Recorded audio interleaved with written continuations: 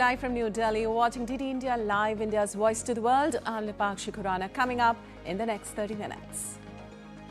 Prime Minister Modi to unveil the name of the building complex Seva Teerth and also inaugurate it, which will house PMO, Cabinet Secretariat and the National Security Council Secretariat.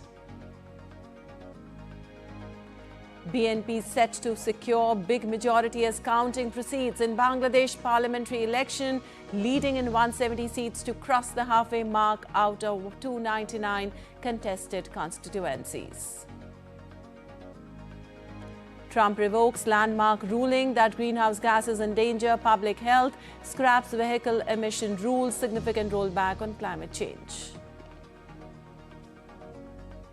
Trump agrees to end his unprecedented immigration enforcement surge. Protests appear set to continue, vying to maintain pressure. And in T20 World Cup, India beats Namibia by 93 runs, biggest margin of victory by runs in the tournament. Next to clash with Pakistan on February 15th.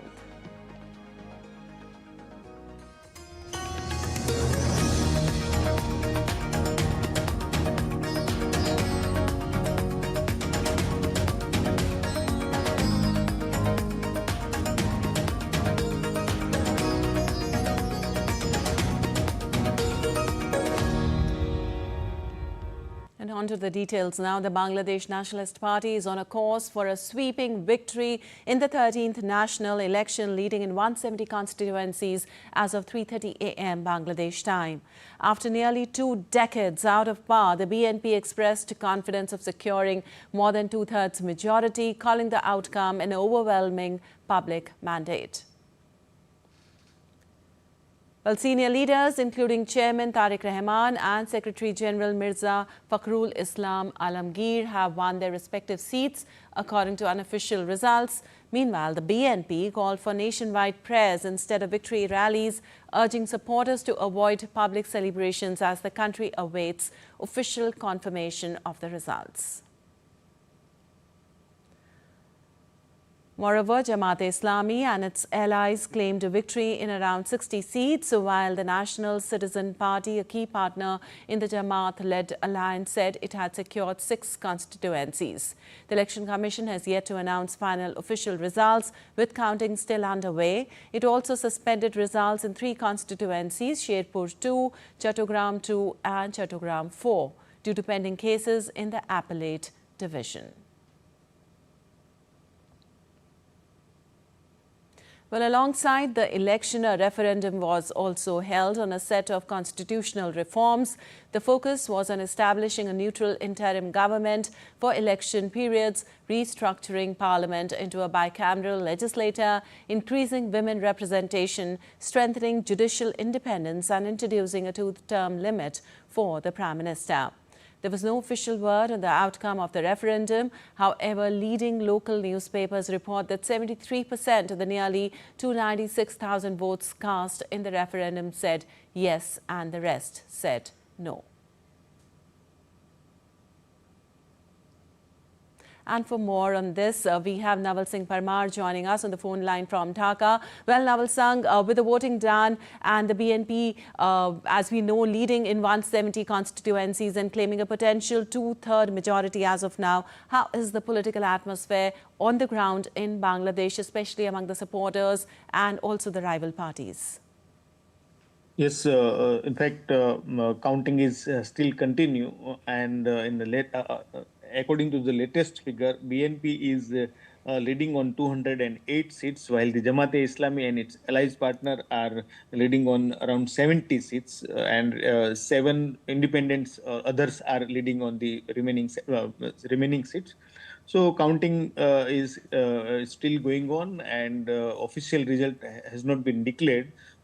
Counting is happening on the every voting centers, and then they compile results with at the returning officer's office, and then after nationwide result will be compiled according to the Election Commission, and then the official results will be declared.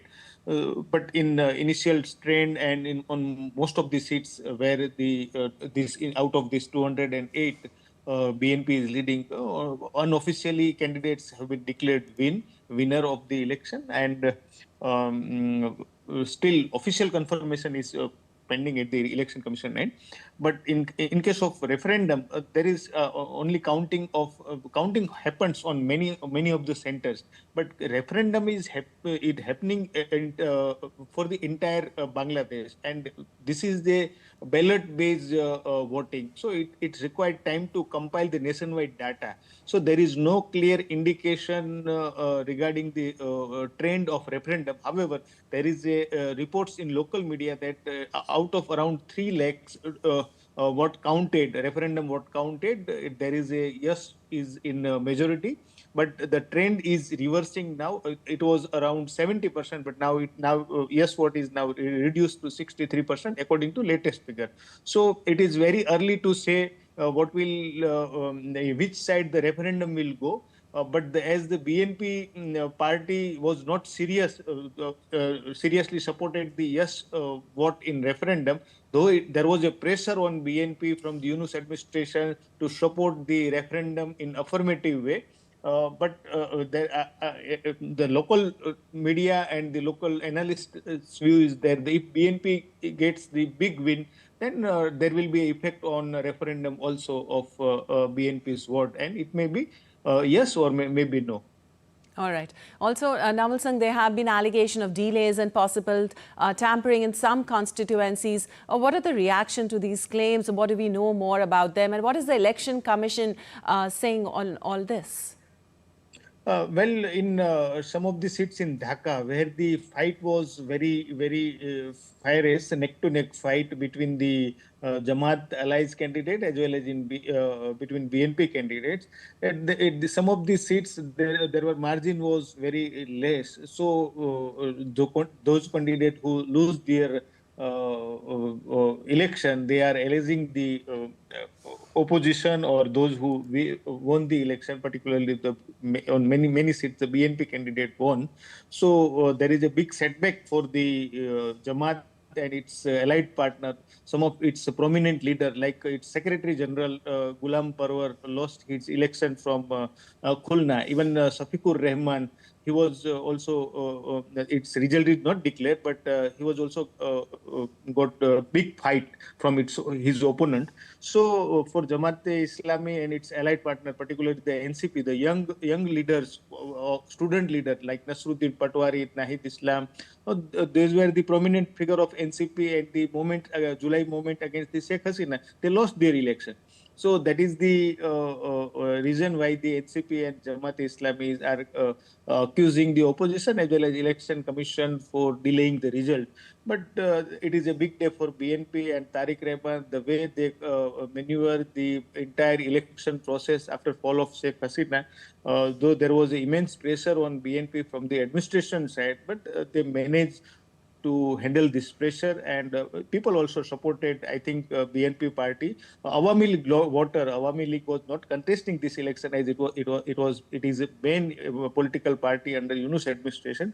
So many of the Awami League voter shifted towards the BNP. They came for voting and they gave vote for the BNP, and that shows the result in results of BNP party. Yes. All right. Thank you so much, Naval Singh, for all those details from Dhaka itself.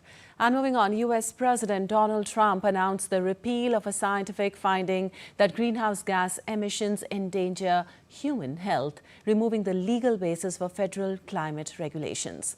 Now, it also ended subsequent federal greenhouse gas emission standards for all vehicles and engines of model years 2012 to 2027. The move represents the most sweeping climate change policy rollback by the administration to date after a string of regulatory cuts and other moves intended to unfetter fossil fuel development and stymie the rollout of clean energy. Under the process just completed by the EPA, we are officially terminating the so-called endangerment finding, a disastrous Obama-era policy that severely damaged the American auto industry and massively drove up prices for American consumers. That's why, effective immediately, we're repealing the ridiculous endangerment finding and terminating all additional green emission standards imposed unnecessarily on vehicle models and engines between 2012 and 2027 and beyond. Well, the European Union leaders have agreed on a wide-ranging set of commitments to improve how the bloc's border-free internal market works so Europe's businesses can be competitive and survive aggressive economic rivalry from the US and China. Reducing Europe's dependencies on countries outside the bloc has gained greater urgency because of geopolitical shocks, intensified global competition and an economy that lags behind bigger powers. The discussion, a Belgian castle, brought a new energy on building a more resilient economy, echoed EU Chief Antonio Costa, promising concrete measures would be taken in the next leaders' meeting in March. But big divisions remained on show among the EU's 27 capitals. On the crucial matter of debt, the lines did not appear to have moved. Leaders backed by influential European figures believe the key to transforming the 27-country bloc's economy is to deepen the single market and make it easier for businesses to work across the continent. We have agreed that next European Council in March, I will present a One Europe, One Market roadmap, an action plan that shows very detailed what are we going to do with timelines, with targets, and with a clear limit of time also to deliver. And the ambition is that we will have this document committed and agreed by not only the Commission, but also the two co-legislators, that is the European Council and the Parliament. Well, the White House border czar Tom Homan on Thursday stated U.S. President has agreed to halt his unprecedented and widely protested deportation surge in Minnesota. He added that a significant reduction in the operation is already in progress and will continue through next week. City leaders and residents are cautiously reacting to news that the immigration enforcement surge is winding down, with protests set to continue until there is clear evidence it has fully ended. Thousands of federal agents have in recent weeks conducted aggressive raids and arrests in what the administration claims are targeted missions against criminals. The operations have sparked mass protest in Minneapolis, and the fatal shootings of Rennie Good and Alex Pretty less than 3 weeks apart last month led to a wave of criticism. And NATO defense ministers met in Brussels to discuss fresh commitments for military support for Ukraine as the conflict with Russia enters its 5th year. Britain had committed $205 million to the so-called Prioritized Ukraine Requirements List (PURL) initiative to supply Ukraine with U.S. weapons. The scheme allows allies to fund purchases of American air defense systems and other critical equipment for Kyiv. British Defence Minister John Healey said that pledges from Britain and allies totaling $35 billion of military aid for Ukraine. We can save lives, we can pressure Putin, and we can agree peace, but only if we step up together. So together, I can confirm at today's UDCG, we pledged a total of $35 billion worth of new military aid for Ukraine.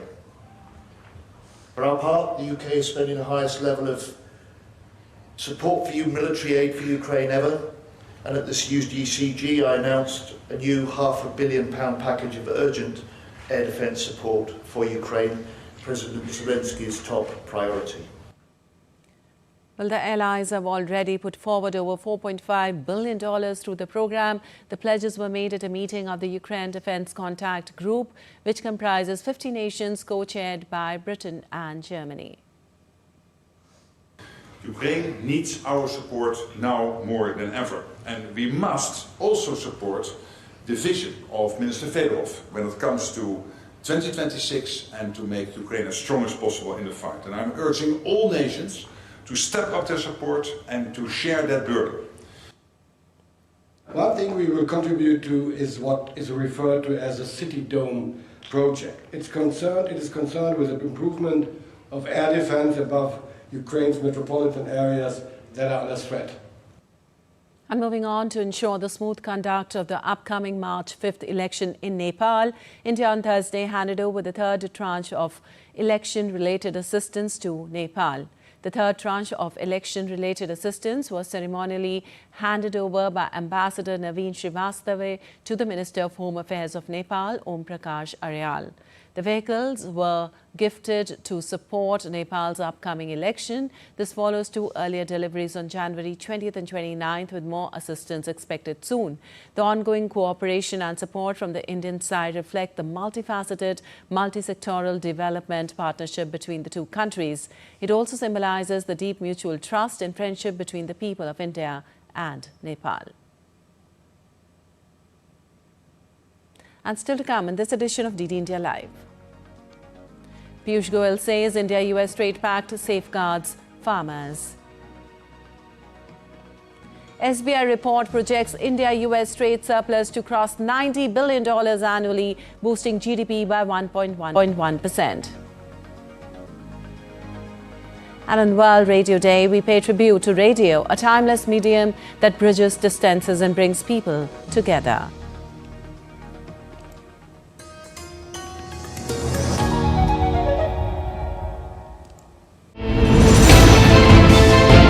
Geopolitics and trade deals. Economic challenges amid development. Hard work and the path to prosperity. It's the economy always. Between walkers, money is what money does and says. Supply creates its own demand. Between the bulls pulls and bears tears. When supply chains globalization and India rises to the podium. We'll get you centered with the Economic Brief at 8 p.m. every Thursday on DD India.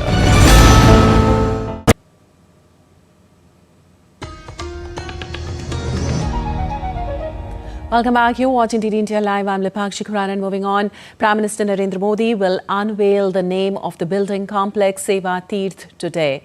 He will thereafter formally inaugurate Seva Teerth and Kartavya Bhavan 1 and 2 and also address a public program at Seva Teerth later in the day. Well, the inauguration marks a transformative milestone in India's administrative governance architecture and reflects the Prime Minister's commitment to building a modern, efficient, accessible and citizen-centric governance ecosystem. Seva Teerth houses the Prime Minister's office, the National Security Council Secretariat, the Cabinet Secretariat, all of which were previously located across different locations. Well, Kartavya Bhavan 1 and 2 accommodate several key ministries, including the Ministry of Finance, Ministry of Defence and others. Also, the PM Surya Ghar Muft Bijli Yojana is fast emerging as a game changer in India's clean energy push. Launched by Prime Minister Narendra Modi in February 2024, the initiative is not only reducing electricity bills for families, but also accelerating India's transition towards sustainable and climate-friendly energy. DD India's Tapas Bhattacharya has this report.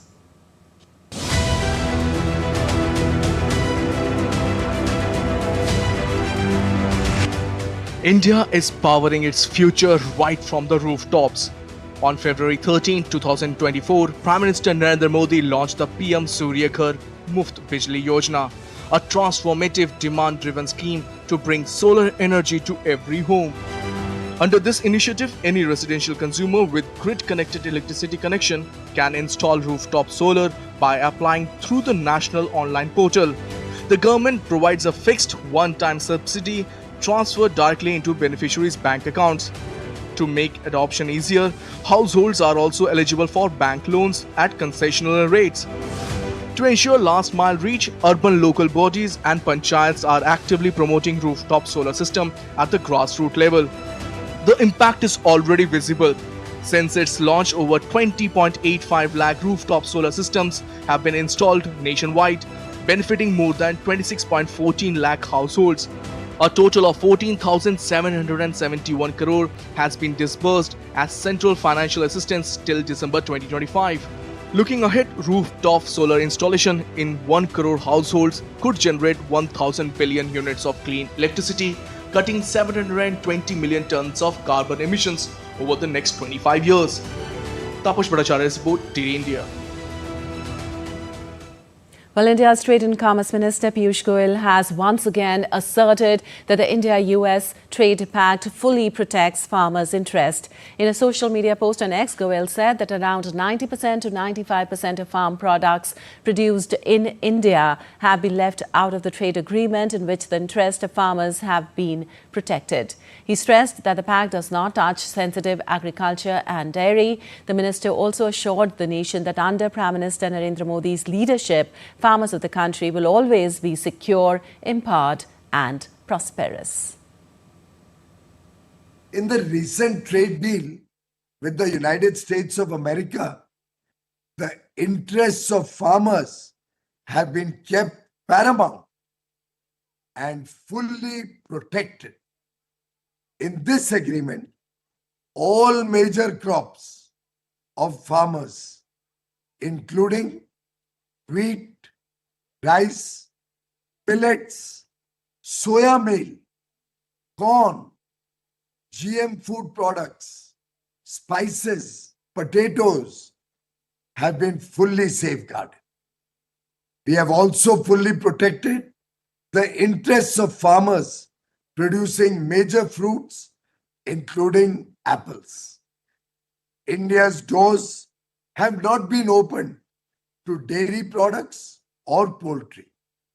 The truth is that many of our products, including basmati rice, fruits, spices, tea, marine products, and many more, will find new markets, increase our exports, and boost farmer incomes. We have opened huge markets for cotton textile exports, which will increase the demand for cotton manifold, benefiting our cotton farmers. Every decision taken in the trade deal is in the best interest of Ma Bharat and 140 crore Indians, including our farmers, our youth. Well, as per SBI research report, India's trade surplus with the United States could exceed $90 billion annually. This growth has been driven by rising exports and higher import potential. Also, the agreement with the US, back on the heels of a wide arc of trade deals with the EU and the UK, catapults India to a unique strategic position wherein the country are poised to gain much.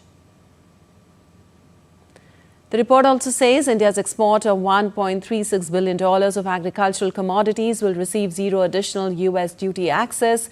India's export to US on agri-commodities is also set to jump, as 75% will now be at zero tariff. Indian exporters could boost their top 15 item exports to the US by $97 billion yearly, with total exports potentially crossing $100 billion annually after recent tariff reductions. The trade surplus is already showing strong signs of growth. It reached $40.9 billion in financial year 25 and $26 billion in financial year 26. The report said the extra export push could help push the surplus beyond $90 billion yearly, potentially adding 1.1% to India's GDP. And in sports news, India's winning juggernaut continued in the T20 World Cup 2026 with a comprehensive 93-run victory over Namibia on Thursday at the Arun Jaitley Stadium in Delhi. The men in blue registered the biggest victory in the tournament's history and also extended their record unbeaten streak to 11 matches. India climbed to the top of Group B with 4 points from 2 matches and an impressive net run rate. They will next take on arch rivals Pakistan in a highly anticipated fixture on February 15th in Colombo.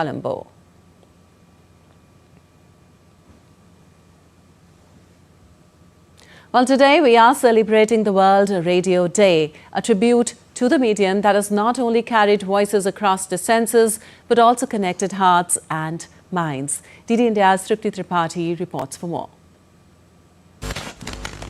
Good morning, this is Akashvani. I'm Sarabjit Kaur with the World News. Despite being over 100 years old, the radio is one of the most popular ways to exchange information, provide social interchange, and educate people all over the world. It has been used to help people, including youth, to engage in discussions on topics that affect them. It can save lives during natural or human-made disasters, and it gives journalists a platform to report facts and tell their stories. Proclaimed in 2011 by UNESCO member state and adopted by the United Nations General Assembly in 2012, World Radio Day is celebrated every year on February 13th. For 2026, the theme Radio and Artificial Intelligence opens up a whole new field of discussion, creation and exploration. This year, UNESCO is encouraging radio stations to make use of new free resources, including access to broadcasting-related AI tools and free AI training sessions. Radio stands at a moment of transformation where AI can help strengthen its core mission, informing, educating, and entertaining. By automating routine tasks like scheduling, voice tracking, weather and sports updates, and administrative workflows, station can free teams to focus on creativity and connection. The goal, however, remains same: to strengthen international cooperation between broadcasters and encourage access to information. World Radio Day is a reminder to thank broadcasters for the news they deliver, the voices they amplify, and the stories they share. Tripti Tripaঠি's report for DD India.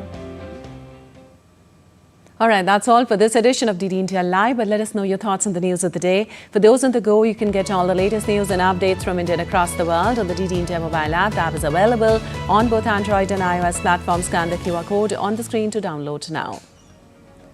We'll be back with more news as it breaks here on DD India. I'm Lipakshi Khurana from all of us here in Delhi. Thanks for watching DD India Live.